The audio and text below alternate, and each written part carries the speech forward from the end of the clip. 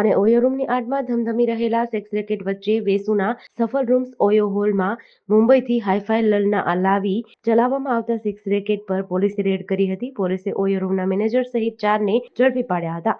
15,000 લઈ દેહ વેપાર માટે મુંબઈથી આવેલી લલના પણ પોલીસને મળી હતી. ઉમરા પોલીસે બુધવારે મોડી રાત્રે વેસુના સફલ રૂમ્સ ઓયો હોટલમાં રેડ પાડી હતી. હોટલના રૂમમાંથી પોલીસે 6 મોબાઈલ ફોન સહિતનો મુદ્દામાલ મેળવી 76,000ની રકમ કબજે કરી હતી. પોલીસની રેડ દરમિયાન હોટલના રૂમ નંબર 206માં એક મહિલા અને પુરુષ કઢંગી હાલતમાં મળ્યા હતા.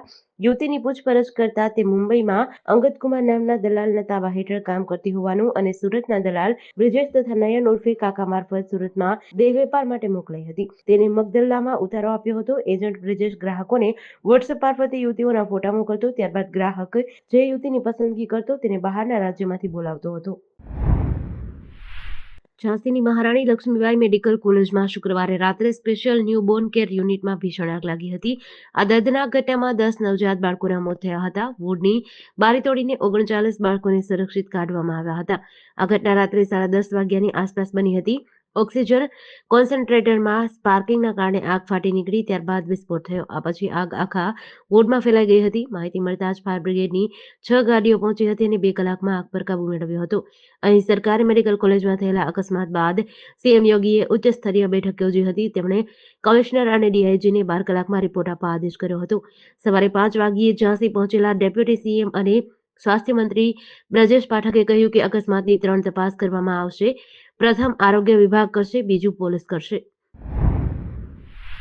વલસાડના પારડી તાલુકાના મોતીવાડા ગામમાં ઉદવાડાથી ટ્યુશનથી પરત ફરતી વખતે બીકોમની બીજા વર્ષની વિદ્યાર્થીનીની લાશ મળી હતી.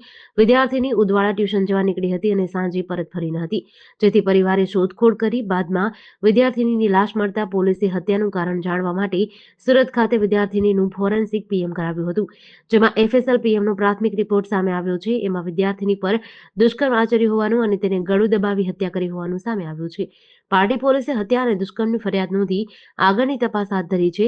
એસપી કરણરાજસિંહ વાઘેલાએ જણાવ્યું હતું કે સુરત ખાતે કરાયેલા ફોરેન્સિક પીએમમાં દીકરી સાથે દુષ્કર્મ આચર્યાનું સામે આવ્યું છે. હત્યા કરાઈ હોવાનું પ્રાથમિક તારણ આવ્યું છે. હત્યાના કારણના આધારે તાત્કાલિક એફઆઈઆર નોંધવામાં આવી છે. રેપ વિથ મર્ડરની ફરિયાદ દાખલ કરાઈ છે. આ બનાવ 14મી નવેમ્બરના રોજ 3 વાગ્યા આસપાસ બન્યો હતો. હોસ્પિટલે પોલીસને જાણ કરી હતી.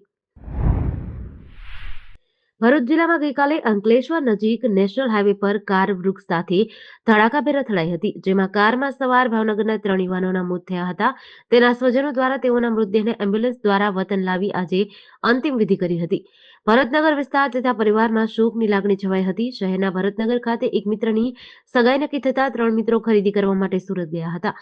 તે દરમિયાન ખરીદીનું કામ પૂર્ણ કરી પરત ભાવનગર આવતી વેળાએ અંકલેશ્વરથી સુરતને જોડતા સ્ટેટ હાઈવે પર ગામ નજીકના ઝાડ સાથે કાર અથડાતા કારમાં સવાર 3 મિત્રોના મોત થયા હતા. મહાવીર પ્રદીપભાઈ અગ્રાવત, મિતેશ રાજુભાઈ ચાવડા તથા ચેતન ભરતભાઈ ભટ્ટી ભરતનગર વિસ્તારમાં રહે છે. આ બનાવની જાણ થતાં જ પરિવારમાં શોકનું મોજું ફરી વળ્યું હતું. સ્પેશિયલ ઓપરેશન ગ્રુપે સુરતમાં છેલ્લા 3 વર્ષથી રહેતી બાંગ્લાદેશી મહિલાની ધરપકડ કરી છે. આ મહિલા 4 વર્ષ પહેલા બાંગ્લાદેશી એજન્ટને માત્ર 15,000 રૂપિયા આપીને ભારતમાં આવી હતી. 1 વર્ષ મુંબઈ રહ્યા બાદ તે છેલ્લા 3 વર્ષથી સુરતમાં સ્થાયી થઈ હતી. સુરતમાં તેણે અલગ અલગ સ્પામાં નોકરી કરી હતી. અહીં આવીને તેણીએ બોગસ ડોક્યુમેન્ટના આધારે આધાર કાર્ડ સહિતના પુરાવા બનાવ્યા હતા. પોલીસને તેની પાસેથી બાંગ્લાદેશની નાગરિક હોવાનું ઓળખ કાર્ડ મળ્યું છે. સુરતમાં છેલ્લા 3 વર્ષથી ગેરકાયદેસર રહેતી બાંગ્લાદેશી મહિલાની એસઓજીએ મૈધરપુરા દિલ્હી ગેટ 4 રસ્તા ઇન્ડિયન ઓઇલ પેટ્રોલ પંપ પાસેથી ધરપકડ કરી છે. સ્પેશિયલ ઓપરેશન ગ્રુપની તપાસમાં મહિલાનું નામ રસીદા બેગમ જહાંગીર અલી શેખ હોવાનું સામે આવ્યું છે. પૂછપરછમાં મહિલાએ જણાવ્યું કે તે 4 વર્ષ પહેલા બાંગ્લાદેશી એજન્ટ દ્વારા પશ્ચિમ બંગાળથી ભારતમાં આવી હતી.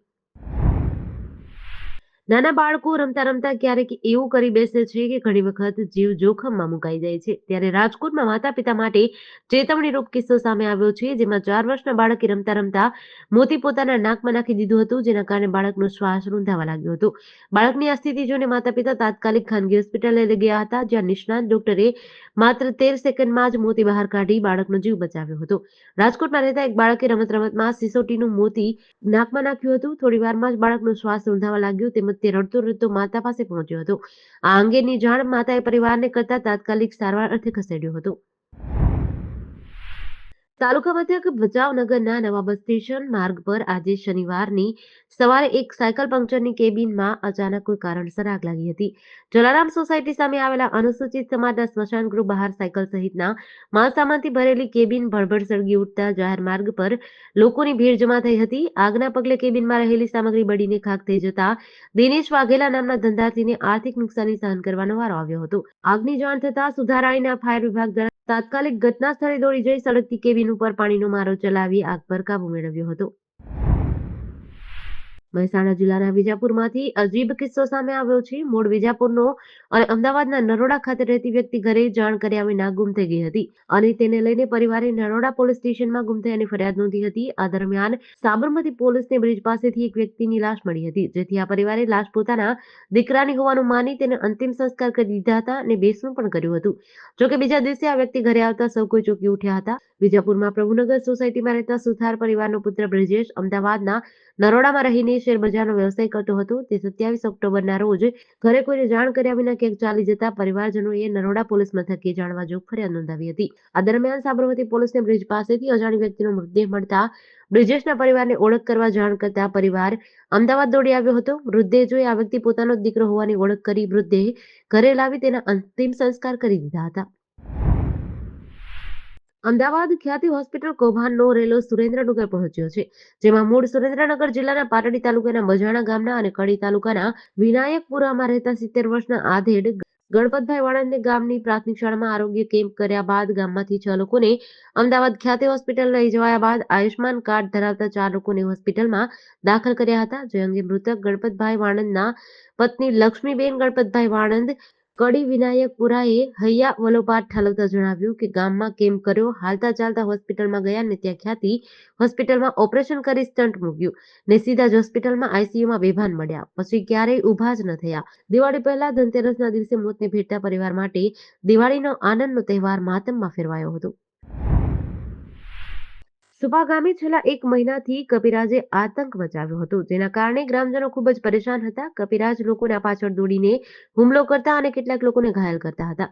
સ્થિતિ વધુ વકરતા ગ્રામજનોને તેમના દૈનિક કામમાં મુશ્કેલીઓ આવી રહી હતી. આખરે 3 દિવસથી કપિરાજના વધતા હુમલાઓની ફરિયાદ વન વિભાગ સુધી પહોંચી. વન વિભાગે તરત જ કાર્યવાહી કરતા બ્રાહ્મણ ફળિયામાં એક પાંજરું ગોઠવ્યું હતું. વહેલી સવારે જ કપિરાજ પાંજરામાં પુરાતા ગ્રામજનોને રાહત મળી છે. વન વિભાગના અધિકારીઓએ કપિરાજને પાંજરામાંથી પોતાની કબજામાં લીધો હતો અને તેની આરોગ્યની તપાસ શરૂ કરી છે. તજજ્ઞોની મદદથી કપિરાજને યોગ્ય સ્થળે ખસેડવાની યોજના છે, જેથી તેની અને લોકોની સલામતી બંને સુરક્ષિત રહે.